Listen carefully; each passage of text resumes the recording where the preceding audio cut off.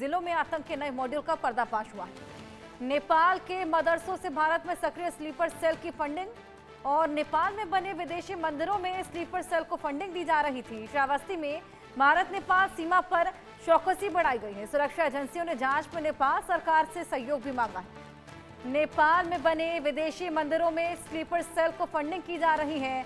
हाल ही में महाराजगंज जिले से सटे भगवान बुद्ध की जन्मस्थली लुम्बिनी में ऐसी गतिविधि सामने आई है, जहां चीन की एक संस्था तराई क्षेत्र में समाज कल्याण के नाम पर युवाओं को पैसे मुहैया करा रही है। इसके लिए भारतीय सुरक्षा एजेंसियों ने नेपाल से मदद मांगी है। महराइच से लगे नेपालगंज के मदरसे में तुर्की की संस्था IHS ने इस वर्ष करीब 20 करोड़ का फंड मुहैया कराया। इस मदरसे से श्रावस्ती के भी कुछ लोगों का लिंक मिला है। सीमावर्ती जिलों में आतंक के नए मॉड्यूल का ये पर्दाफाश देखने को मिला।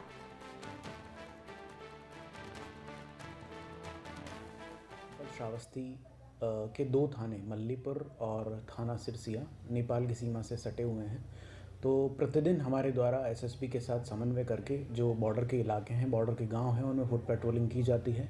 दोनों थानों के सभी गांवों में ग्राम सुरक्षा समितियों का गठन कर दिया गया है, जो कि लगातार पुलिस के संपर्क में रहते हैं। किसी भी प्रकार की संदिग्ध सूचना को पुलिस के साथ शेयर किया जाता है। इसके अलावा जनपद श्रावस्ती के मुख्यालय से लगभग 50 से 60 पुलिस फोर्स की अतिरिक्त तैनाती की गई है, जिनका यही काम है कि वो संदिग्धों पर नज़र रखें और बॉर्डर के उस पार से इस पार आने वाले और जाने वाले सभी संदिग्ध व्यक्तियों, वाहनों की लगातार चेकिंग की जा रही है, उनकी पहचान की जा रही है और उन पर लगातार कार्रवाई की जा रही है।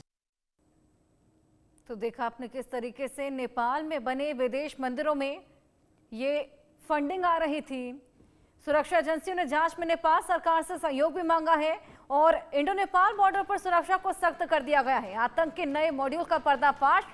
सक्रिय स्लीपर सेल को चाइना की ओर से ये फंडिंग आ रही थी। सीमा पर चौकसी इसी को देखते हुए बढ़ा दी गई है। नेपाल सरकार से भी सहायता मांगी गई है, सहयोग मांगा गया है। सीमावर्ती जिलों में आतंक के नए मॉड्यूल का ये पर्दाफाश। नेपाल के मदरसों में भारत में एक्टिव स्लीपर सेल जिसको ये फंडिंग की जा रही थी।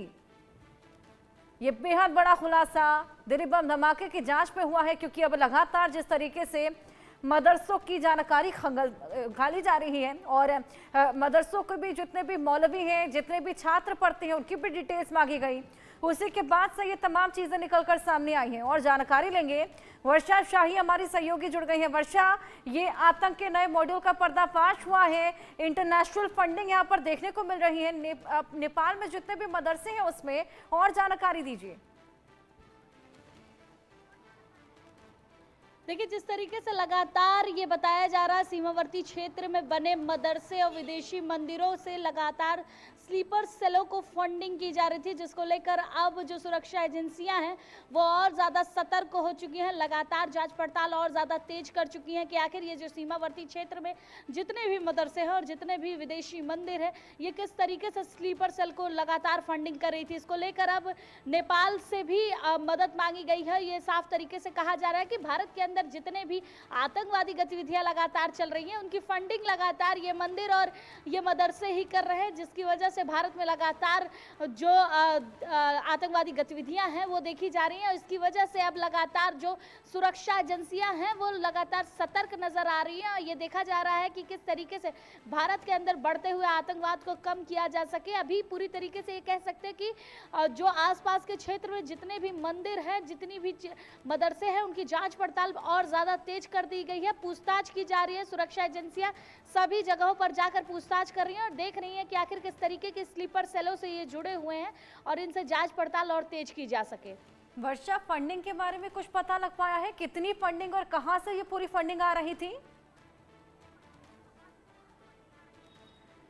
देखिए, ये बताया जा रहा है कि ये जो स्लीपर सेल को मदद की जा रही है वो आपस के मंदिर और मदरसों से की जा रही है। तो करोड़ों रुपए की फंडिंग की बात बताई जा रही है सुरक्षा एजेंसियों के जरिए से कि आखिर ये जो करोड़ों रुपए की फंडिंग लगातार स्लीपर सेलों को की जा रही है, उसकी जो मेन ब्रांच है, जो मेन जगह है, वो कहीं ना कहीं मंदिर और मदरसे ही सामने आ रहे हैं। तो मंदिर और मदरसों को अब टारगेट पे रखा गया है। विदेशी मंदिर और मदरसे, ये दोनों चीजें अब सुरक्षा एजेंसियों के टारगेट पे हर जगह की जो फंडिंग है उसकी लगातार तफ्तीश की जा रही है, देखी जा रही है कि आखिर किस तरीके से पैसे की लेन देन हो रही है, क्योंकि ये दो चीज़ें हैं जहाँ पर जब पैसे आते हैं तो इसकी लेन देन के बारे में कहीं ना कहीं निगाहें नहीं होती है। लेकिन अब सुरक्षा एजेंसियों की निगाहें इन मंदिर और इन मस्जिदों पर पड़ रही है, इन मदरसों पर पड़ रही है कि आखिर इनके जो पैसे आ रहे हैं वो कैसे आ रहे हैं। दान के पैसे अगर आ भी रहे हैं तो इस क्रम में कैसे आ रहे हैं, एक क्रम इनका कैसे डिसाइड है और फिर उसके बाद ये पैसे कैसे फॉरवर्ड किए जा रहे हैं। तो इसी को लेकर सुरक्षा एजेंसियां अलर्ट पर है। अब इस फंडिंग की जांच पड़ताल की जा रही है। बिल्कुल, हमने देखा कि नेपाल में जितने मदरसे बने हुए हैं उसमें ये स्लीपर सेल एक्टिव थे। वर्षा, इसका यूपी के साथ क्या कनेक्शन निकलकर सामने आ रहा है? देखिए, जिस तरीके से अब लगातार स्लीपर सेल और इन सभी चीज़ों को देखते हुए जो फंडिंग की बात सामने आ रही है उसमें बहुत सारी चीज़ें अभी निकल कर सामने आ रही है कि आखिर ये जो मंदिर, विदेशी मंदिर जितने हैं, जो मदरसे हैं, इनकी जो डिटेल निकल कर सामने आई है सुरक्षा एजेंसियों के पास, वो साफ तरीके से बता रहे हैं कि आखिर जो क्रम है वो सबसे ज़्यादा नेपाल से भी आ रहे हैं और नेपाल की सुरक्षा एजेंसियों ने नेपाल से भी मदद मांगी इन सब चीज़ों में। तो अब क्रम धीरे धीरे सामने आना बाकी है कि आखिर किस क्रम में ये जो मंदिर मस्जिद हैं वो कितने हैं और मदरसों में कितने ज़्यादा जो स्लीपर सेल है वो ऐड नज़र आ रहे हैं। बिल्कुल, यहाँ पर भारत नेपाल सीमा पर अब इसी को लेकर चौकसी बढ़ा दी गई है और नेपाल से भी सहायता मांगी गई है। वर्षा, किस तरीके की सहायता की मांग यहाँ पर की गई है और नेपाल का क्या कहना है इसको लेकर?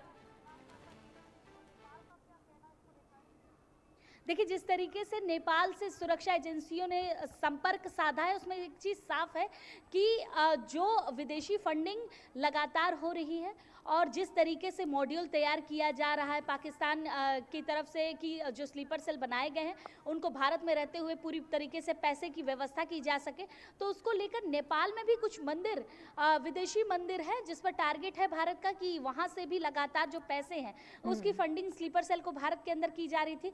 तो सुरक्षा एजेंसियों ने नेपाल के गृह मंत्रालय और नेपाल सरकार से मदद मांगी है कि आखिर ये जो मंदिर हैं इनकी फंडिंग के बारे में बताएं और किस तरीके से ये भारत को पैसे प्रोवाइड कर रहे हैं, अगर प्रोवाइड कर रहे हैं तो उन जगह पर क्या क्या चीज़ें चल रही हैं उसके बारे में पूरी डिटेलिंग के बारे में अब सुरक्षा एजेंसियों ने नेपाल सरकार से मांग की है।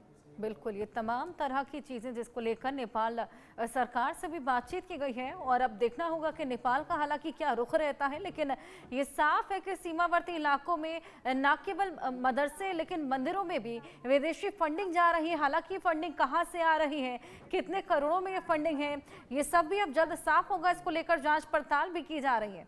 इसी को लेकर चौकसी भी वहाँ पर बढ़ा दी गई है। किस तरीके की चौकसी है, किस तरीके से और तैनाती वहाँ पर देखने को मिल रही है? वर्षा,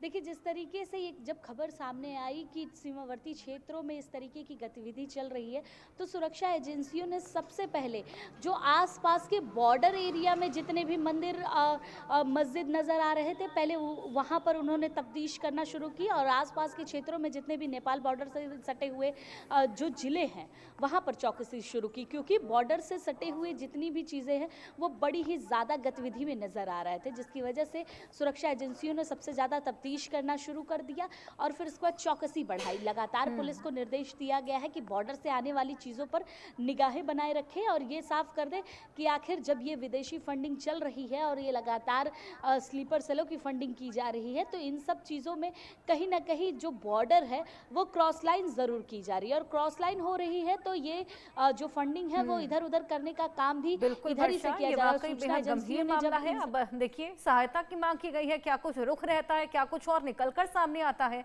इस पर आप नजर बनाए रखिएगा। फिलहाल शुक्रिया।